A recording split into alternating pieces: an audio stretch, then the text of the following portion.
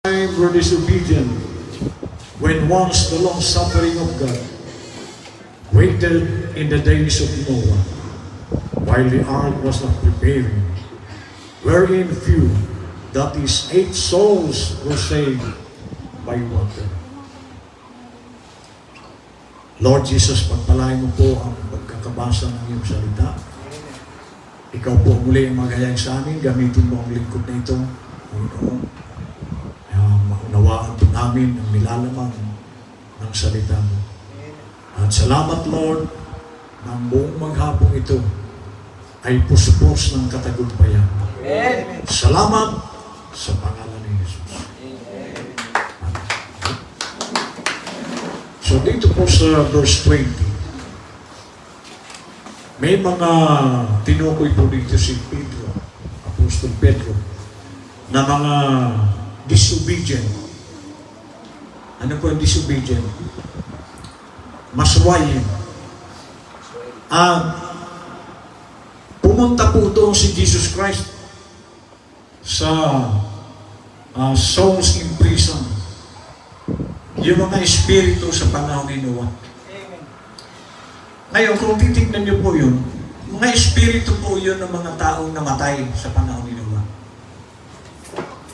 Pero buhay po sila. Nakita niyo, ang espiritu po ay hindi namamatay.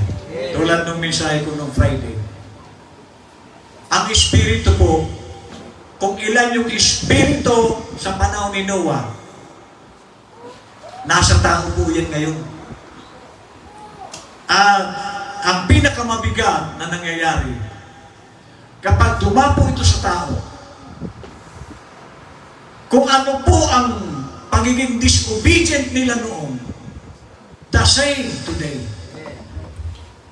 Kaya kahit po anong pangaral mo sa taong yan, hindi po yan magbabago, hindi po yan susunod. Bakit?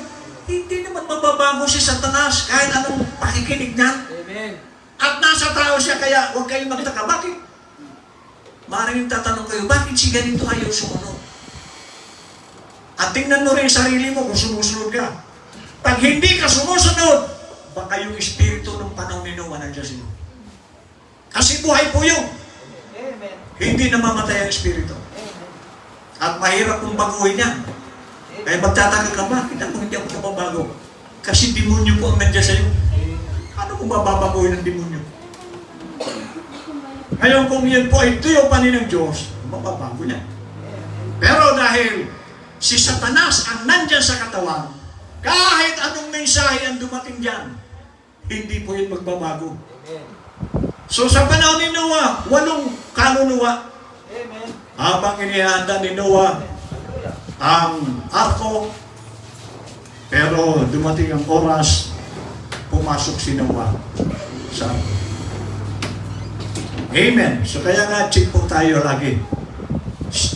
Espiritu kaya ng Diyos ang nasa akin? Kasi kung espiritu ng Diyos ang nasa iyo, masunurin ka.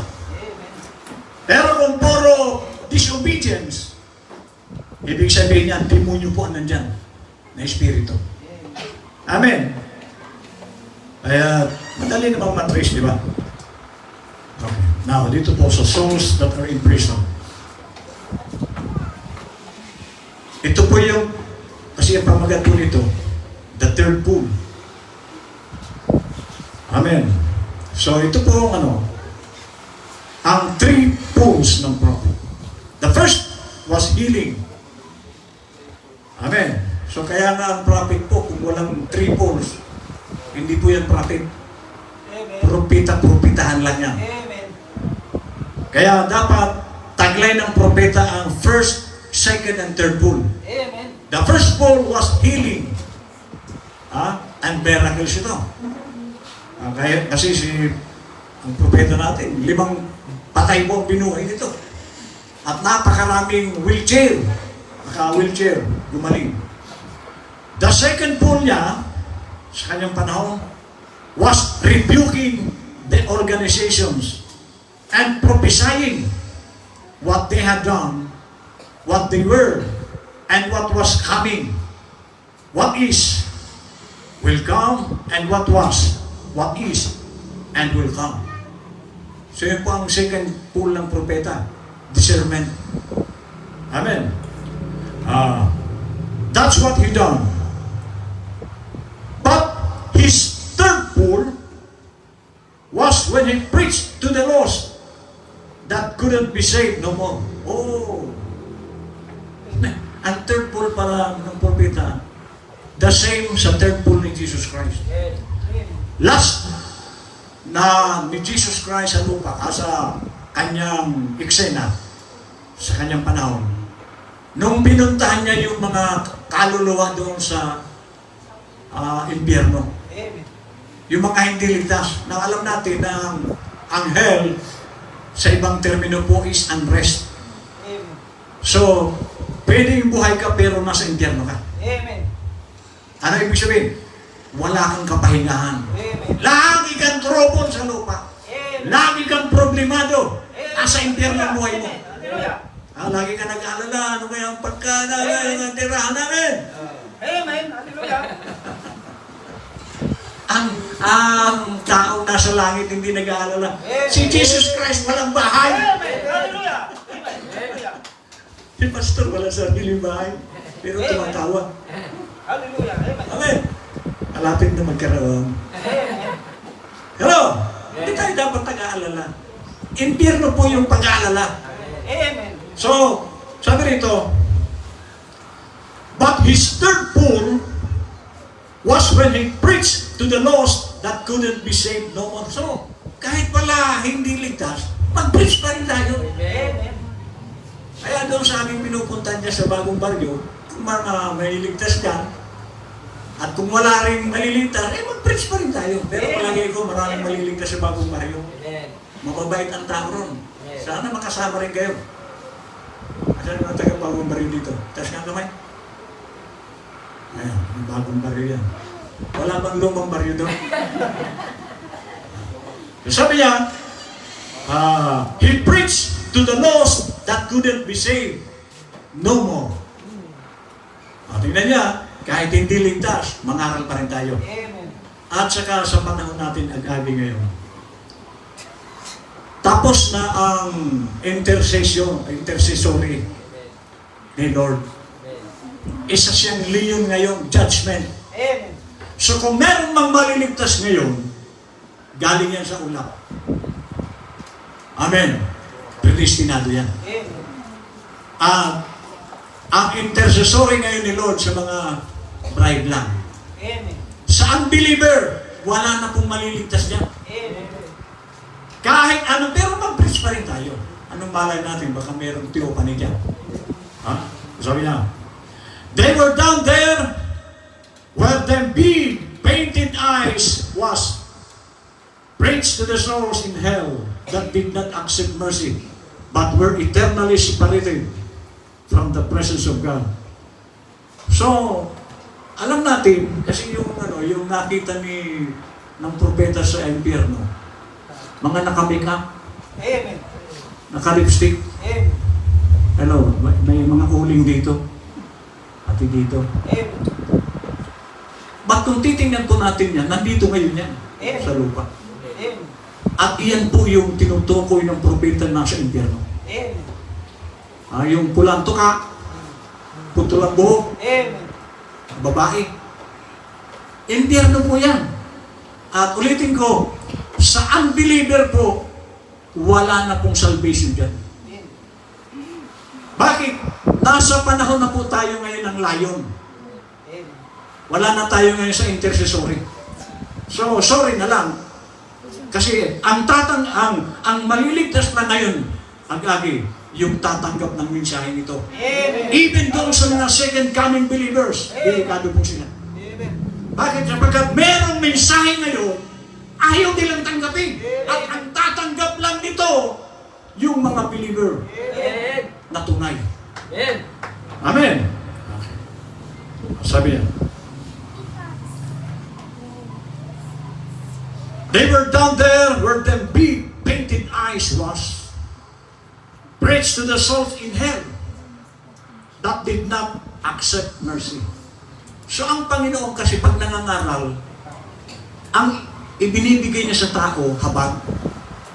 Pero ayaw ng tao ng habag. Mangaral ka ngayon, iilan lang ang tatanggap sa iyo. Mapalad yung mga bahay na tinanggap ang mga ngaral ngayon. O yung bagong baryo, mapalad yun. Bakit? Hindi naman nila alam itong third pole. Pero tinanggap kami ron. Amen. So baka sila yung mga binig. Now, meron pong tatlong poles na tinutukoy. Sa panahon po ni Noah, ang first pole ni Noah is building the ark. So makikita niyo po ang salvation, ang proseso. First pole, second pole, third pole. So sa panahon ni Noah is building the ark ang first pole niya. Amen. Ang second pole is entering the ark. Yan pong salvation. Hindi po natapos na yung kaligtasan. Ayaw mo naman pumasok. Tulad po ng mensahe. Naririnig natin ang mensahe ng salvation. Pero kung hindi po yung tatanggapin ng tao, sorry na lang. Pero nandyan ang salvation. Ipinapalam ito sa tao ang mensahe. Pero kung hindi po ito tatanggapin ng tao, hanggang po'y magawa. And the third pole ni Noah is inside the ark. Complete salvation. Amen. Amen? So yung three poles is para makumpleto ang salvation. Amen. Now, sa panahon naman ng Sodom, ang first pole, kasi ito lang yung mga righteous sa Sodoma. Righteous law. And the second pole, yung dalawang anghel na pinadala doon siya. Kasi ang subject ng salvation doon si Lot at ang pamilya. Amen. Pero kailangan mayroong Savior. Angel, messenger sa ating panahon. So kung wala po tayong angel, messenger, wala rin tayo. Amen. So the second pole doon sa Sodoma is the two angels. And the third pole is Elohim Himself. Ang Diyos mismo. Dahil kung wala Diyos doon, walang naligtas sa Sodoma. Amen. Now, sa ating panahon, ano yung three poles?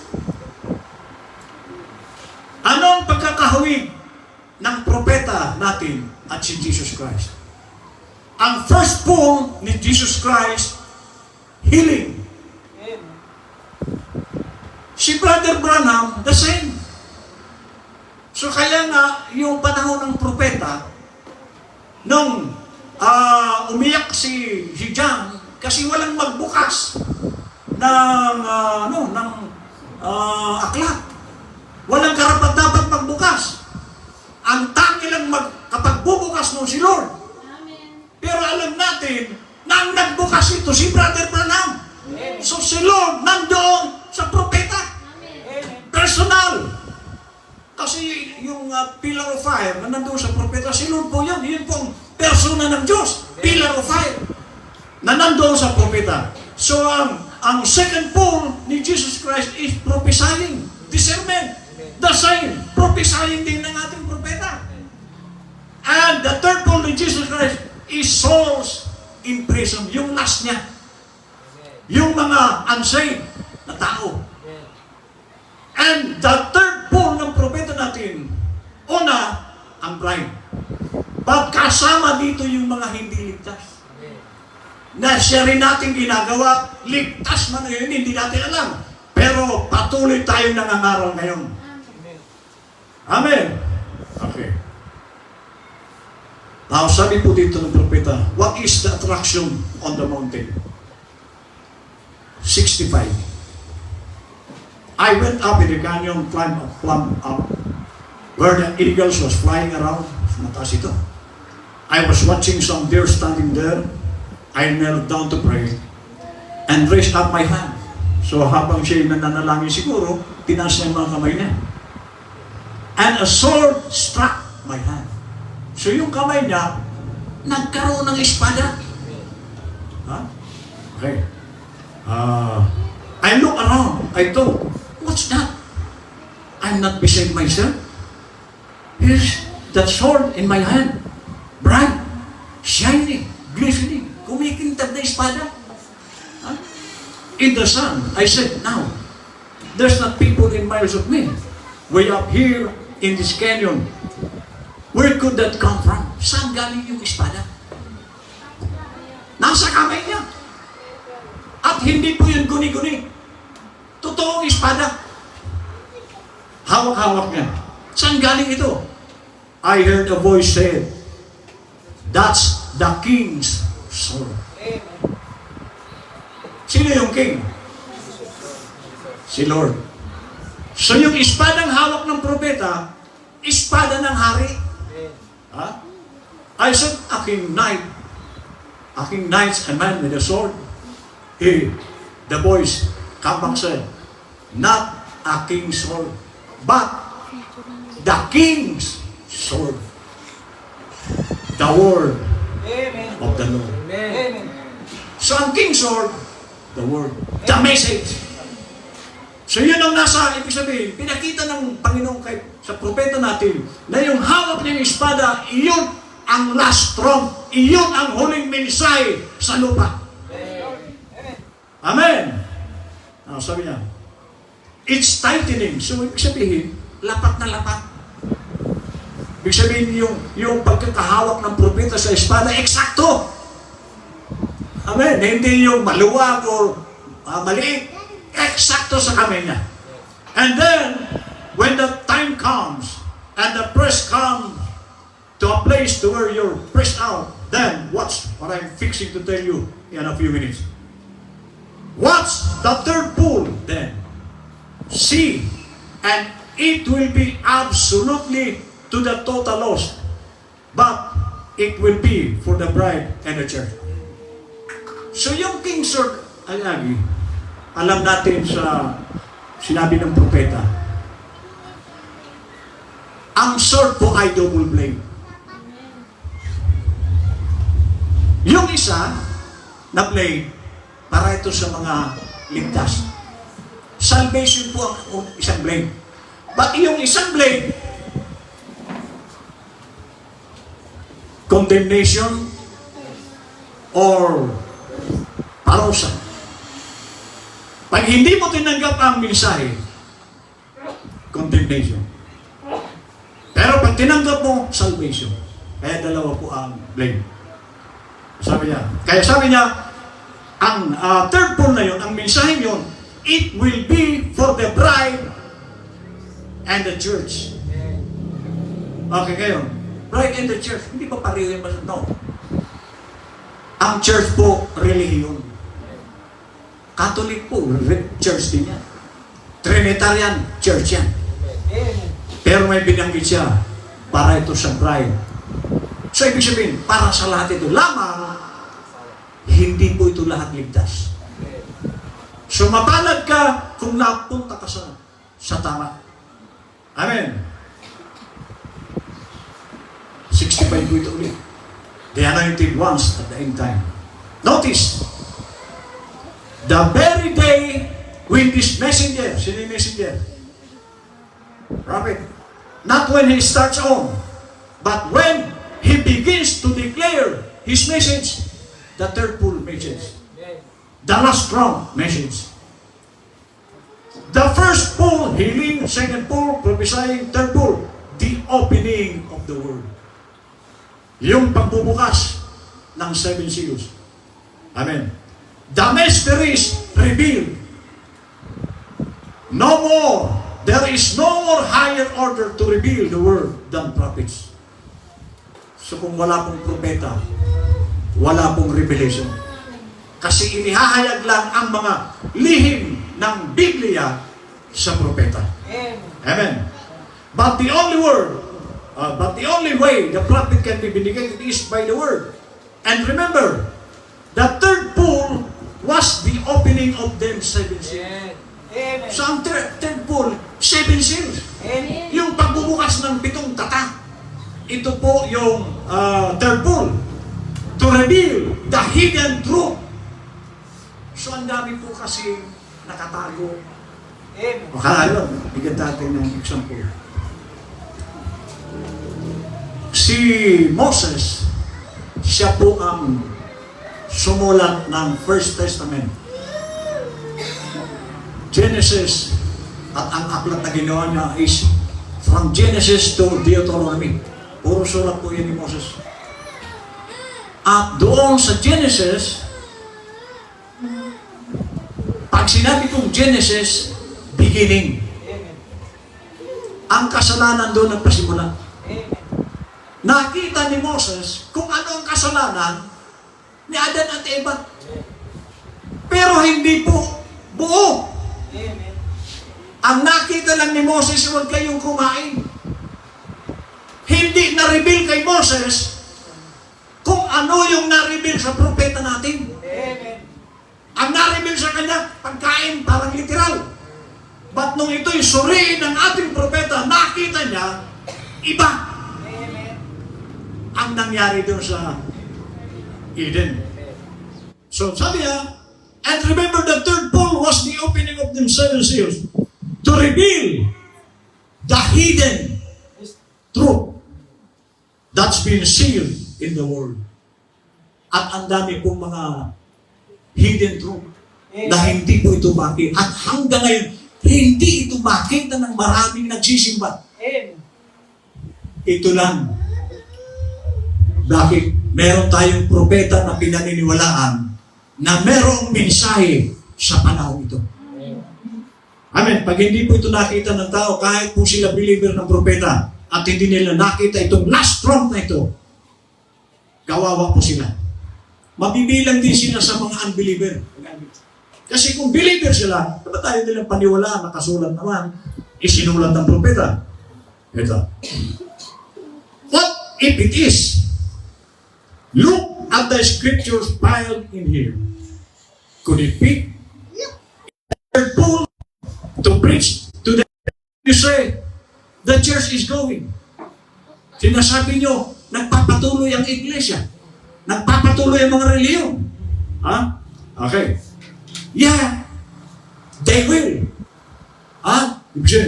They will continue. Parang ganun. They will go right on. Just the same.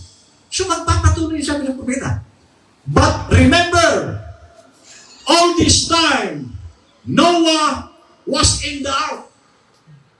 So kumbaga, tapos na yung pangangaral ni Noah. 120 years nangaral si Noah. Ayaw nilang makinig. Amen. At ang huling hakbang, ang third bowl ni Noah, is pumasok sa ark. At kapag pumasok na yung subject ng Diyos, no more salvation outside the ark. Nandun na yung isisave ni Lord. Amen. So itong mensahe ngayon, sa mga sinabi po ng Panginoong Jesus, Matthew 24, verse 14, kapag naipangaral na ang salita ng Diyos sa ating panahon, sa buong mundo, darating ang oras. Anong bansa ang hindi pa narating? Merong internet, merong mga gadgets na napupunta kahit kabundok-bundukan, nakakarating ang mensahe. Amen. So last na ito. So ano ibig sabihin? Si Noah, nung pumasok siya sa arko, nagpasimula ng judgment. At dito, kapag kang Kristiyano, nakapasok na sa mensahe, pag pumasok ng huling membro ng ililigtas ng Panginoon, tatapusin na rin ni Lord ang mundo ito. Amen. So ang tanong ngayon, tayo bang lahat nakapasok na sa mensahe? So check. Nakapasok na ba tayo? But remember all this time, Noah was in the ark. So wala nang maliligtas na sa labas. Nasa loob na yung ililigtas ni Lord. So sa atin, the bride is sealed in with Christ. So pag nakapasok ka na sa mensahe, automatic yun, silyado ka. Amen. The last member, last member has been redeemed. Tapos na ang redemption. The sixth seal has produced itself. The seventh seal brings him back to earth. Oh. Ano, wala si Diyos, si Lord? Na-preach na yung seventh seal. Yung seventh seal is the the Lord. The third time. So sabi niya, the seventh seal brings him back to earth. The Lamb came and took the book out of the right hand of him and sat down. Sabi niya. So, ano pang coming po ang hinihintay ng tao? Na kung saan ang maraming relihiyon, naghihintay sila sa coming ni Lord. Asong pala Amen. ng person. Amen. Amen. Kasi yung Son of Man, Son of God, Son of David. 3 is perfection. The ministry come to its perfection when it reproduced Christ again in natural amongst human beings as was predicted as it was in the days of Lot. O 3, people could go right on preaching. Ayan, sige, mga ano kayo dyan. May magkukusada rin nga daw dito sa, yan sa, Giselle. Pero ang tanong, last strong ba yan? Iyan ba ang mensahe ng panahon nito? Nadadali nila. So, ngayon magpipreach din sila. People could go right on preaching, thinking they are getting saved, na ang kanilang isipan, maliligtas din sila. Amen. Believing they are doing right, naniniwala, tama ang kanilang ginagawa. Believing their organizations are growing, naniniwala sila, nagtatagumpay sila sa parangihan. Amen. Pagandahan, parakupan, church. Sure. And not even a ray of hope. Amen. Lumalago sila, maganda mga churches nila. Pero hindi nila isip, wala silang kapag-asa. Amen. Bakit? Reliyon Amen. ang napasok nila. Amen. Hindi si Lord. Amen. Hindi salvation ang napasok nila. Reliyon. Amen. Organisasyon. Sabi niya. And if that vision was not, and it's been so hard against women, we have come to that hour. Kaya pala grabe ang pag-rebuke ng propeta sa mga kababaihan. Door is closed. Past tense. Anong door? Door of salvation. Sarado na door natin. So kung ikaw ay saved, ayusin mo. Baka mawala ka dyan. So habang ikaw ay nararanasan mo yung salvation, sikapin mo. Kaya nga natin laging tinuturo natin. Sabi ko nga sa inyo, pag-asawa, kung ako lang ang masusunod, panahon ba ito ng pag-asawa? Matatapos lang mundo. Paano kung magkaanak ka, mabuntis ka? Problema mo yan. So hindi po ito ang panahon. Ito ang panahon ng preparasyon. Amen. Maghanda tayo. Amen. Amen. So sabi niya, door is closed. Asong pala. Gone. Ang church, wala na. Hindi na po ito panahon ng church. Amen. Panahon to ng bride or wife of Christ. Amen. Already the book is in His hand. So yung aklat, nasa kamay na ito ng Panginoon. Nabawi na ito kay Satan. Amen. Think of it, sabi niya. Question and answer. Now, what you see, you can say those things. Best to just leave it alone. And you remember the third rule. It said, don't tell nobody. So yung third rule, maging si John, sabi ng Panginoon kay John, sabi ng anghel kay John, huwag mong sulat. Ibig sabihin, may mga bagay na sikreto. Amen? At maging ang propeta, sabi niya, huwag mo anyang sasabihin itong third rule kahit kanino. Oh! Amen. Kaya pala, hindi alam ng iba. Amen.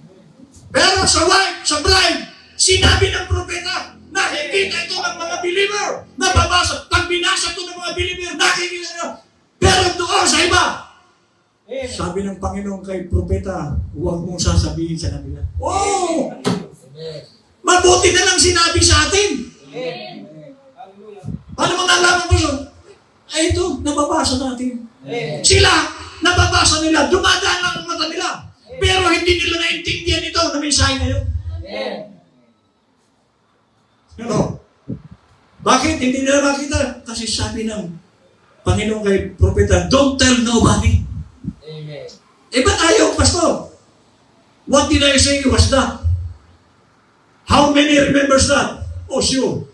Remember standing there, trying to lace that island and that little shoe on the vision? So may na-vision ng propeta. Yung sintas, mas malaki ang sintas sa sapatos. Meron bang ganon? Mas malaki yung sintas doon sa butas ng sapatos. Pero may tinutukoy ang Diyos doon. Ibig sabihin, huwag mong ipilit turuan ang tao nang hindi nila kaya. Meron lang taong piling turuan itong temple na ito. So kahit anong turo mo sa tao, pag hindi po yan pride, hindi po yan maintindihan. Kaya sabi ng Panginoon kay propeta, huwag mong ituturo sa mga Pentecostal babies ang temple, ang mga supernatural thing. So meron lang talagang taong makakaunawa ng mensahe ngayon. At magpasalamat tayo na naiintindihan natin kung ano ang nilalaman ng mensahe. Amen. So kaya, you cannot teach Pentecostal babies supernatural thing. And what is the supernatural thing? Ito pong mensahe itong temple. Supernatural na po ito. Amen. Hindi na po ito ordinary mensahe na ating mga naririnig ngayon. Yes. Second seal. Now, you'll have to take my word for this. If I'm planning on doing something, I know better than to tell anybody about it. Not that that person will tell it, but Satan will hear it. So kaya pala maingat siya na kung ano merong plano ang propeta, hindi niya ito basta-basta sinasabi. Kasi si Satanas, kung may plano ka, makikialam siya. Hello? Sabi niya, not that person will tell it, but Satan will hear it. He can get it in my heart there as long as God's got it close out with the Holy Spirit. So it's between me and God. So yung mga ibang bagay, nililihim nito, hindi niya ito sinasabi. Kasi pag narinig ito ni Satan, makikialam si Satan. Amen. You don't know nothing about it until you speak it. So ang Diablo, wala siyang alam. Malibang kung sabihin mo. Amen. Amen. Then he hears it. Remember, Satan will try to impersonate. Gagayahin niya. Kung plano mo. Baka unahan ka ba? He will try to impersonate everything that the church will do. Kaya nga tingnan niyo ang impersonation ng Satan. Dati ang mga umaawit lang ng may palakpak, born again. True born again, sina Pedro. Sila po yung pumapalakpak. Galit na galit noon ang mga Parisiyo. May papalak-palakpak pa. Pero Nathan, pumapalakpak na lang. Na-impersonate na. So yung mga gawain ng Kristiyano noon, ginagawa na rin ngayon. Oh. Halimbawa, meron pong isang church na para hindi lumabas ang membro, ganito ang ginawa niya. Ano yun? Ang ginawa niya, dalawa ang church niya. Yung isa, walang ribulto. Yung isa meron. Yung ayaw umalis sa ribulto, dito kayo. Pero siya pa rin ang pastor. O yung ayaw na sa ribulto, dito kayo. Kung saan pupunta tao. Hindi makakalabas. Iyan po si Satanas. Ginaya niya yung gawain ng mga totoong Kristiyano para hindi makalabas sa kamay ni Satanas ito. At naglagay din siya ng Para magmukhang totoo. Kung kayo ay nang hindi niyo po matanggap ang rebulto, diyan muna kayo. Pag natanggap niyo ng walang rebulto, lipat na kayo dito. Kaya ng Diablo. So sabi niya, Satan will try to impersonate. He will try to impersonate everything that the church will do. He's trying to do it. We notice it through the Antichrist. But this is one thing he cannot impersonate. Ano yun? There will be no mimics to this because he don't know it. There's no way. Walang paraan para malaman niya itong 7 seals. Ano yung 7 seal? The coming. Hindi po ito nalaman ni Satanas. Ngayon, ang mari alam niya na kasi pinipresyon natin. Pero yung pagdating ni Jesus Christ, wala pong nakakalam. Kaya ang alam ngayon ng maraming relihiyon, maging mga believer ng propeta sa second coming, ang alam nila, hindi pa dumating si Lord. But sabi ng propeta, dumating si Lord. Kailan? Noong buksan ang may ikapitong tatak. Ang ikapitong tatak, ito yung coming ni Lord. Ano, nakita ba nila ito? No. Ngayon, kaya kahit nasabihin na natin ngayon, dumating na, nauna na yung hindi sila naniwala. So hanggang sa ngayon, ang paniniwala nila, parating pa lang si Jesus Christ. So kung sa karera natin ang finish line, Dagupan, andun pa sila sa China. Kailan sila darating dito? Amen? So tayo, nasa finish line na. Dumating si Lord na hindi alam ng marami. So yung 7 seal na lagi, ito yung mensahe na hindi pinaalam ng Diyos sa tao. Ang nakakaalam lang, siyempre, meron bang lihim sa ating sa natural? Meron bang ililihim ang babae sa asawa niya? At meron din bang ililihim ang lalaki sa asawa niya? Ang lahat ng iyan bukas sa mag-asawa. At tayo'y asawa ng Panginoon spiritual. Hindi pwedeng hindi sabihin, tingnan mo si Abraham. Si Abraham ay kaibigan ng Diyos. Nung sabihin ng Diyos, susunugin ko ang Sodoma. Ano sabi ng Bible? Hindi pwedeng hindi ko sabihin kay Abraham. Kasi nandoon yung pamangkin ni Abraham. So, yung plano ng Diyos, sinabi niya kay Abraham. Sino ba si Abraham? Tao rin yun. Pero dahil kaibigan niya si Abraham, at tayo higit sa kaibigan, tayo ay asawa ng Panginoon. So lahat ng lihim ng Diyos, mga bagay na ikakapahamak, sinasabi ito ng Diyos sa atin. Amen. Amen. Pero doon sa mga taong hindi Kanya, hanggang ngayon, ang isipan nila blurred. Amen. No, sabi po dito sa souls that are in prison. There will be a ministry that will show great wonders. Oh, baka tayo ito. Kasi baka pumasok po ang squeezing. Hindi pwedeng hindi ka powerful. So merong ministry ngayon that will show great wonders. Joel said so. But there will be no time for redemption. Wala na pong panahon sa pagtubos. Tapos na ang redemption. Tapos na ang salvation. Wala na pong maliligtas. Kaya, swerte mo, palad mo, kung nakapasa pa ngayon. Kasi tapos na po ang redemption. It's all over. Ano, meron pa ba? 1963 ito. Panahon na yun, tapos na. Kasi, nahayag na yung 7 seals. So it's all over.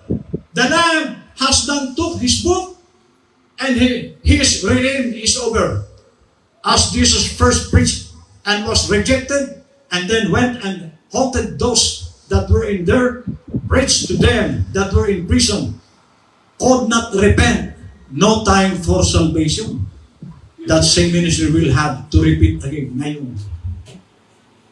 So yung panahon ni Jesus Christ, pumunta siya doon sa mga hindi ligtas na kaluluwa. Nangaral siya doon. So ngayon din, ito rin ang ginagawa natin. So, maaring doon sa pinupuntahan natin, meron pang maliligtas. So doon sa mga, mas marami ang hindi maliligtas, pero mangaral pa rin tayo. Ha? That same ministry, yung ministry nila noon, will have to repent, to repeat again. Nangyayari yan. What if that could be the third pool to the eternal lost? What if it is there? I hope it's not. So, nag-ano pa rin ang propeta, sana hindi pa rin. What if it is? Think of it just a minute now. What if it is? Paano kung gano'n na? God forbid. Huwag sana. I got children. So, nag-aalala si Brother Branham para sa kanyang anak. Dahil may mga anak siya nung pasaway. Nag-aalala siya na baka hindi rin sila makapasok. Amen. Propeta po ito. Amen. Oh, sabi niya, God forbid. I got children. Hello? Kasi yung sinabi ni Paul, no, pasaway yan. Kaya nag-aalala ang propeta noon, kay Billy Paul. Pero salamat na sa Diyos, nakinig, na bago. Kasi, ang paglilingkod po sa Diyos, individual po ito, hindi yung, ito, pamangkin ko ito, ligtas. Unfair! Ano? Hindi naman naglilingkod. Unfair po yan! Kailangan din nilang maglingkod. Kahit sino yan. Pero, ngayon, pag napaniwala ka ni Satanas, naligtas din itong pamangkin mo, nasa sa'yo na yun. Sabi niya, I got children. May mga anak ko. So nag-aalala ng propeta sa kalagayan ng mga anak niya sa panahon na yun. But it sure looks pretty close here. Remember, she that liveth in worldly pleasure, pakinggan niyo ito, of the things of the world, acting like it, she could go to church and act like a saint that don't have one thing to do with it. But she's dead while she's living. Amen. Alalahanin na niya, sila na namumuhay sa makasanlibutang kaligayahan ng mga bagay sa mundo. Ang kanilang action, katulad ng mundo. Amen. Pwede siyang pumunta sa church at magpakita rin na para sa santo. Pero wala niyang magagawa yan. Ha? Siya'y patay habang buhay. Kung tayo'y nabubuhay sa pangmundo, kahit dumagano ka, ang tingin sa'yo ng Diyos, patay. Amen. Kapag nabubuhay tayo sa sanglibutan ito. Amen. Hallelujah. Kasi ang papasok lang sa langit, maka-Diyos. Pero kung tayo ay gumagawa pa rin, ginagawa pa rin natin pangmundo, nagpagod ka lang ng pagpunta mo sa church. Wala kang pakikinabangan tulad ng mensahe natin ng Friday. Amen. Dahil sabi nito, she's dead while she's living. Sa mata ng Diyos, patay ka. Habang nabubuhay ka, meron ka.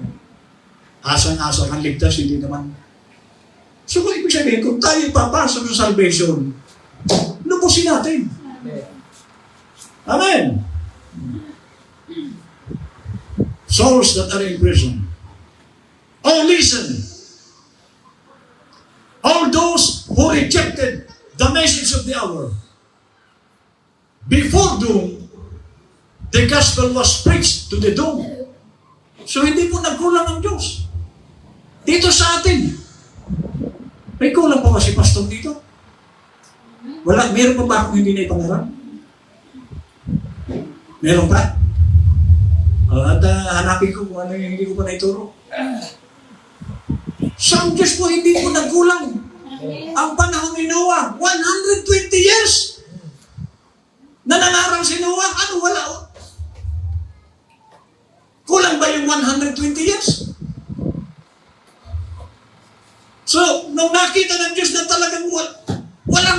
maniniwala. Ginuno ng Diyos ang mundo. Yan po ang Diyos. So kung tayo, nakikitaan tayo ngayon sa kabila ng marami na tayong naririnig, pero patuloy pa rin tayo sa mundo ito. Baka magulat ka sa gagawin ni Lord sa iyo. Amen. Hallelujah. Baka magsisi ka. Ang Diyos po napakabait. Binibigyan tayo ng pagkakataon ng Diyos, magsisi. Pero kung hindi ka papipigil dyan sa ginagawa mo, magsisisi ka. Amen. Amen? Amen. Hallelujah. O just men. Sabi niya,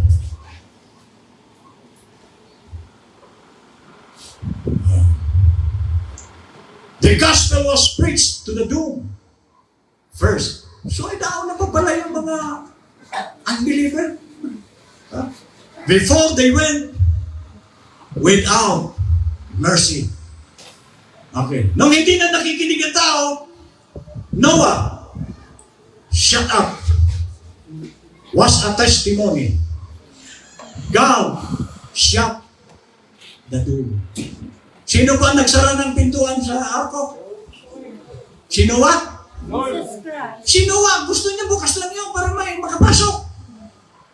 Pero, ang Diyos po, naubos ang pasensya. Yan po ang gusto kong makita natin na ang Diyos nauubos din ang pasensya. Kaya nung naubos ng pasensya, sinarado niya ang arko. Tanong, meron ba bang makapagbubukas kapag isinira ng Diyos? So, ibig sabihin, kapag isinirado na ng Diyos, ang paniniwala mo, hindi ka na maniniwala. Amen. Kahit bumangon ang propeta para mangaral sa iyo, iyan po yung pinaka-worst na plague o salot, unbelief. Hindi ka na maniniwala. Amen. Kaya nga yung mga tao umalis dito na, no? May nagsabi sa akin, pasyalan natin. Huli na. Tapos na sila kay Lord. So habang tayo binibigyan nila ng pagkakataon, samantalahin natin ito. Dahil baka dumating ang araw mo, sisisi ka na. Sana natin ito kayo. Huli na. Amen. The doors was shut. There was no more mercy. Yan po masakit. Pag sarado na ang pintuan, wala na rin akabak. Hindi ka nakahaan. Anong ibig sabihin? Kahit anong luhod pa ang gawin mo, magpasting ka, hindi siya makikinig sa iyo. Yan po ang ibig sabihin niya. Tapos na eh. The time couldn't be found and the Lord had the gospel preached that could not be saved. Tapos na. Because it was just being that way in every age. Every age reject the message before judgment. So, kanina sinabi na bago ginurap ni Lord ang mundo, may nangaral. At matagal nangaral si Lord. So, sa ating panahon, huwag natin hintayin na maubos ang pasensya ni Lord sa atin. So, total, kung hindi, sa palagay niyo ba, abutin pa ng 10 years itong mundo? Ako sa pakiramdam ko, hindi ito ako. Sa atin din ang nangyayari ngayon. Amen. So itong Mayo, nagpapasimula na po ngayon ang pinakamabigat na init. Ano kaya sa susunod na Mayo? Ngayon umabot tayo ng 51 yata. 51? Gano'ng kainit yung 51? Meron nang nagprito sa karsada sa araw. Naluto yung ulam, kumukulo yung mantika sa init. Wala pong gas, walang siling. Araw lang, naluto yung prito. Ano kaya sa next year?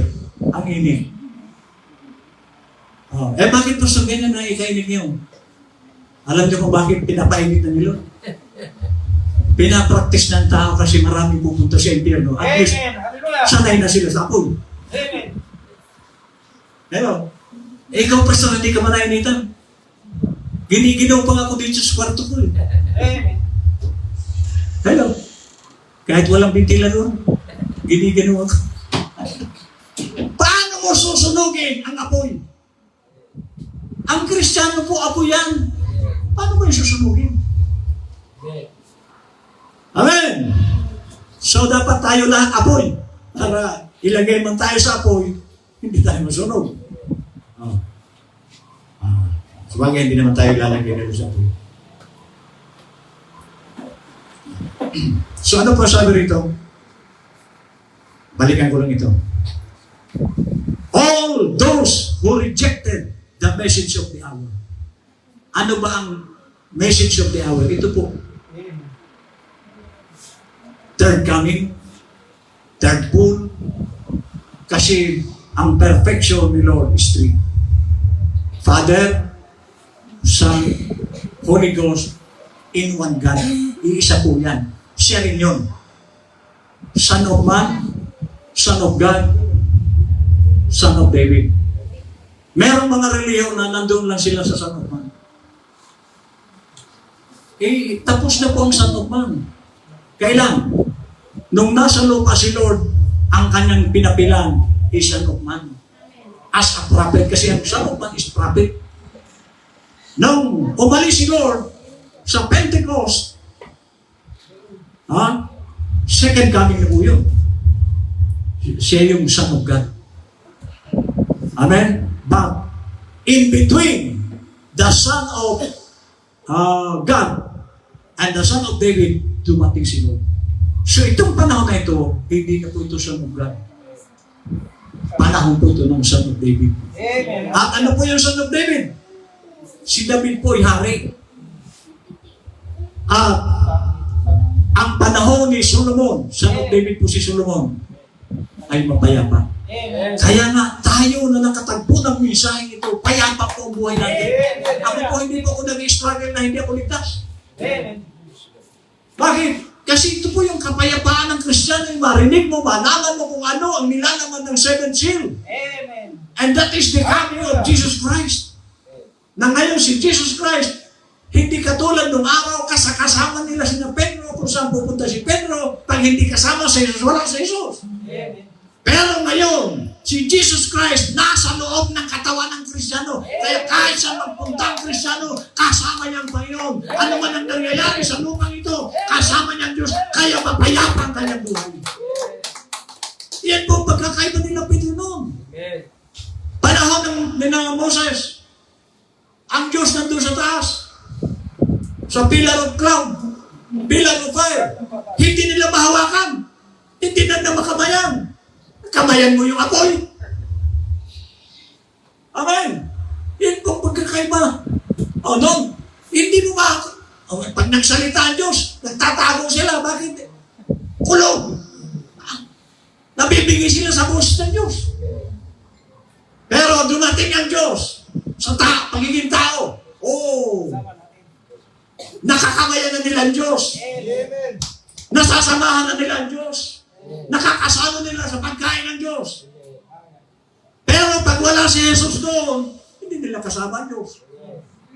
Pero dumating ang panahon na ang Diyos noon na nasa taas, ang Diyos noon nakasakasama nila, naging kasama na ng tao sa lahat ng oras. Amen. Saan man magpunta tayo ngayon, kasama mo ang Diyos. Amen. Iyan po ang pinangako sa third pull, sa third coming na ito, na ang Diyos hindi ka na iiwanan, hindi ka na niya pababayaan. Iyan ang ipinangako na sa Kristiyano ngayon.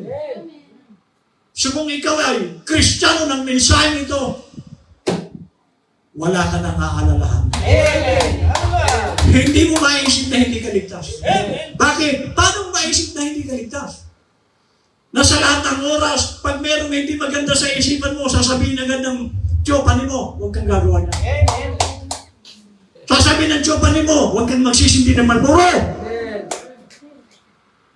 Hello? Sasabihin ng tiyopanin mo, huwag kang babababae. Paano mo mag-iisip na hindi ka ligtas? Yung tiyopanin mo mismo ang nagsasabay sa iyo para hindi gagawa ng anumang kalukuhan. Amen. Yan po ang pagkakaiba noon at ngayon. Amen. Noon, baka pwede kang magtago sa Diyos. Ano? Kasi nataas ang Diyos eh. Ha? Sa panahon naman ni Jesus Christ, pwede ka pa rin magtago ng konti. Kasi baka si Jesus may pinuntahang tindahan, ikaw nasa bahay, hindi ka nakikita. Pero ngayon, saan ka magtatago? Saan mo itatago ang gagawin mo? Kasama mo siya.